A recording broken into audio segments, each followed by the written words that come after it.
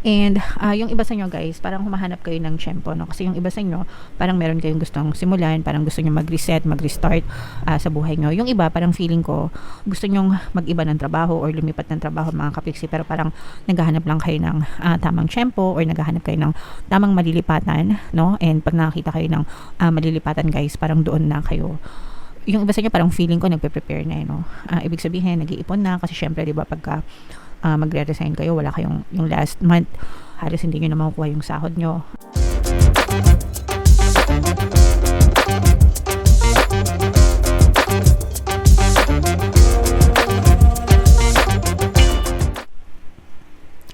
Hello guys, hello Scorpio, welcome back to Pinoy Pixie Tarot. Money come to me mga kapixie. Ang pamagat ng episode natin for tonight is money reading para ngayong February. Para sa Scorpio, Sun, Moon, Rising, Sign, and Venus. Unahin natin tong deck na to guys. Tingnan natin yung mga money manifesting technique para sa inyo. We have Aspire. Basahin natin guys. Find photos of the place where you would like to work or sketch it. Stick these images on a special board and look at them every day. Draw the business card that you hope to have one day and pin that on the board too. Know that it will soon be yours. So yung special board na sinasabi dito mga kapiksi ay vision board ang tawag doon guys, no? So actually, kahit ano naman yung gusto nyong ilagay sa vision board nyo, pwede mga kapiksi. Kahit anong desire. Pero ito, ang nakalagay kasi dito is specific sa work, sa trabaho. So, kung ano yung gusto nyong, let's say for example, nag-apply kayo ng trabaho, pwede nyong ilagay doon, maghanap kayo ng image or litrato ng building na papasukan nyo, no? Pagtatrabahuhan nyo if ever. Tapos hanapin nyo yung company logo, di ba? Usually may mga company logo o company name, ganyan. Tapos ilagay nyo doon sa vision board mga kapiksi. Nung ginawa ko to before, nung nag-apply ako ng trabaho sa isang tech company, ang ginawa ko, hindi ako, nag-drawing lang ako or nagsulat lang ako sa notebook ko actually guys, no? And ang sinulat ko doon, dinrawing ko actually yung company logo. Tapos, sinulat ko yung pangalan ko. And then, sinulat ko yung position na ina-applyan ko. Tapos, sinulat ko din doon yung salary, desired salary ko. Okay? So, nakadrawing lang siya sa notebook organizer ko, mga kapiksi. Tapos, nung nag-apply ako ng trabaho doon, after 2 weeks, tinawagan ako nung company and eksakto ko ano yung posisyon na in-applyan ko, yun yung in-offer sa akin, and yung desired salary na natanggap ko sa kanila is mas malaki pa kesa dun sa nilagay kong desired salary sa notebook ko mga kapiksi. So habang nag-aantay ako, syempre mag-apply ka, antay ka ng tawag, palagi kong tinitingnan yung notebook ko, pinicturean ko pa yun guys, ginawa ko pang wallpaper ng cellphone ko, tas minsan hinihimas-himas ko pa yun, ganyan. So that's how you put your faith, no?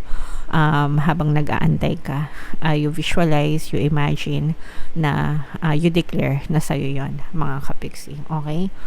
And yung isa pang story guys is yung story ni Supergirl. Hindi ko alam kung napanood niyo yung Flash na movie guys.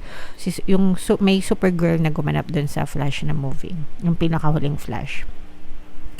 And yung artista na yun, sa totoong buhay, meron siyang vision board. And sa vision board niya, ang nakalagay is si Wonder Woman. Okay?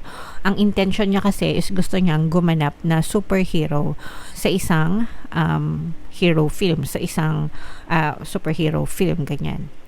So, and nagkatotoo yung intention niya, which is gumanap as superhero sa isang pelikula. But instead na si Wonder Woman, si Supergirl yung binigay na role sa kanya. So, that's how magical yung paggalaw ni universe para mabigay sa'yo yung desires nyo mga kapiksi. Okay? So, sa mga gumagawa ng vision board, guys, comment down below. Yung vision board, kahit anong klaseng board lang siya, either illustration board, chipboard, cork board, whatever mga kapiksi. Pero, ang purpose ng board na yon is didikitan nyo ng mga litrato, ng mga pictures, no?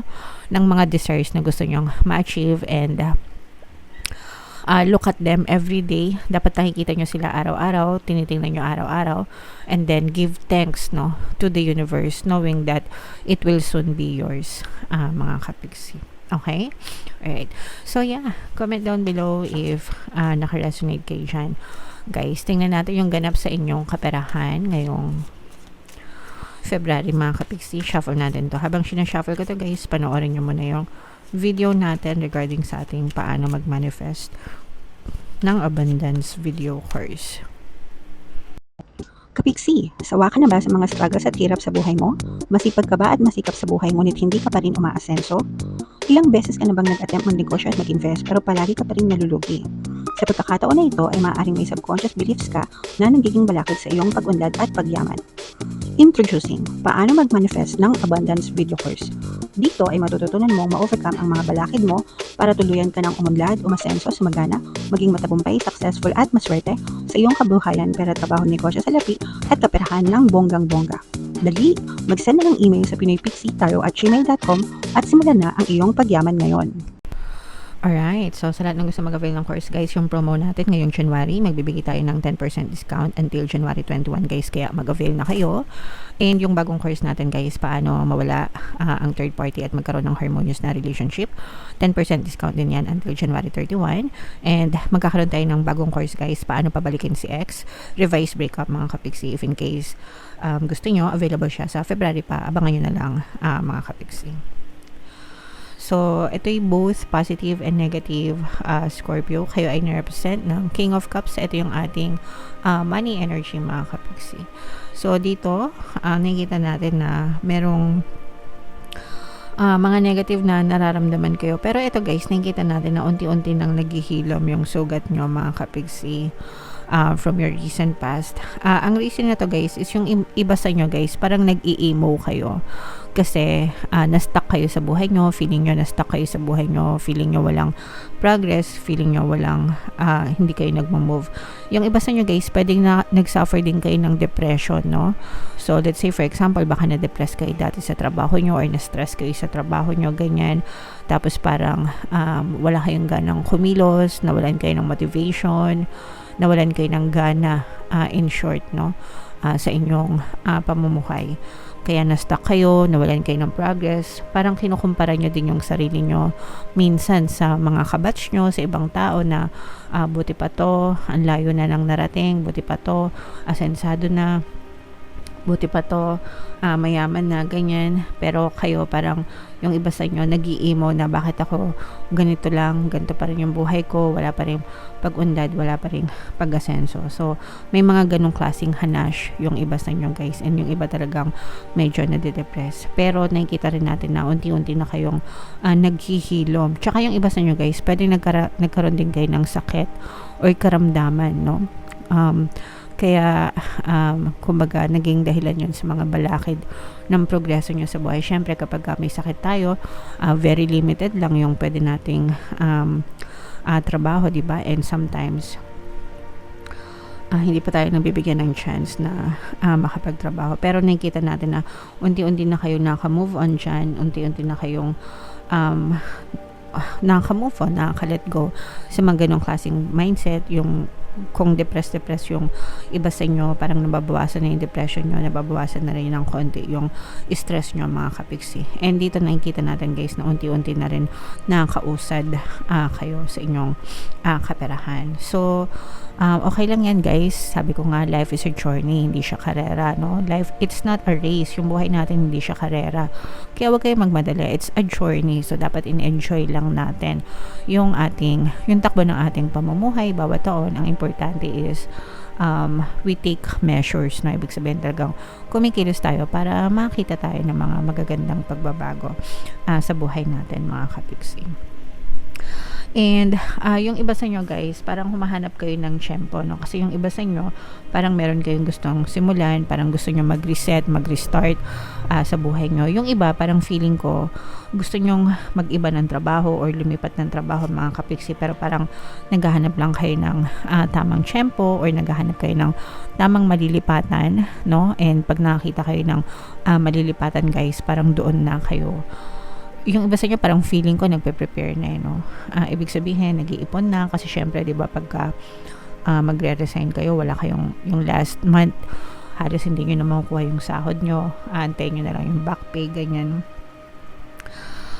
And so yung iba sa inyo parang pinaghahandaan nyo na yung pagre-resign nyo mga kapiksi habang naghahanap kayo ng ibang trabaho na malilipatan. So okay lang yan guys, kasi okay lang na mag-resign, okay lang na humanap ng iba guys. So yeah, comment down below if feeling nyo naka-resonate kayo dyan mga kapiksi. So tingnan pa natin, ayan no, so mapapahinga din kayo guys no. Sabi ko nga sa inyo, small progress ito sa inyong kabuhayan, pero ang importante is wag kayong titigil, wag kayong mag-stop, and parang nag-gain ulit kayo ng mga inspirasyon ngayon, no? So, kung dati na-stuck kayo, na-depress kayo, pero ngayon, nakahanap na kayo ng paunti-unting inspirasyon sa paligid nyo, mga kapiksi.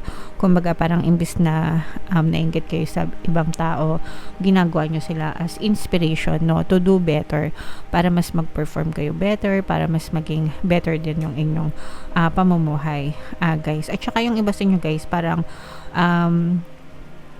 nakaka-receive din kayo ng mga imbitasyon, no?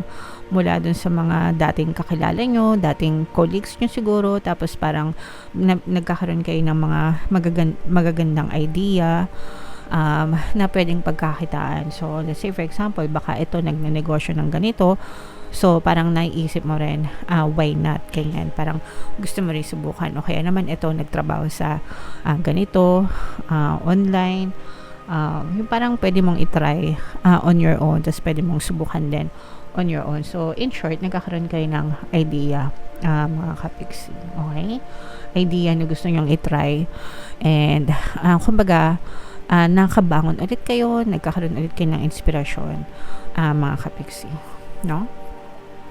So, go lang guys, walang sukuan, guys. Basta ang nakikita natin dito in terms of money, Scorpio, is unti-unti kayong nakabangon and unti-unti kayong magsisimula ng panibagong chapter sa buhay nyo. Kailangan nyo lang magkaroon ng clarity of the mind, guys, no? Kasi for some of you, parang medyo nalilito pa kayo kung ano ba talagang gagawin nyo, kung gusto nyo magnegosyo, kung gusto nyo magtrabaho, kung gusto nyo mag-invest, ganyan. So, pag-isipan nyo mabuti, mga kapiksi, and do what you feel is right for you. Wala naman tama at mali. Ikaw lang yung makakasabi ko ano yung tama at mali para sa'yo. Basta wag kayong gagawa ng illegal. At saka wag kayong gagawa ng mga under the table na mga kung ano-ano. Alam niyo na guys, no? So, yeah, hindi porket kumikita yung mga nang-i-scam, may mga-i-scam na rin kayo. So, wag ganun mga kapiksi. Okay? Alright, so comment down below, Scorpio, if feeling nyo naka-resonate kayo dyan. For more tarot readings, para sa Scorpio guys, ito yung playlist nyo. Ito naman yung success stories ng ating paano mag-manifest ng abundance video course. Click here to subscribe guys. Ito yung ating mga pampaswerte subliminals. Thank you for liking, sharing, and subscribing. See you again next time. I love you all. Have a nice day. Bye-bye.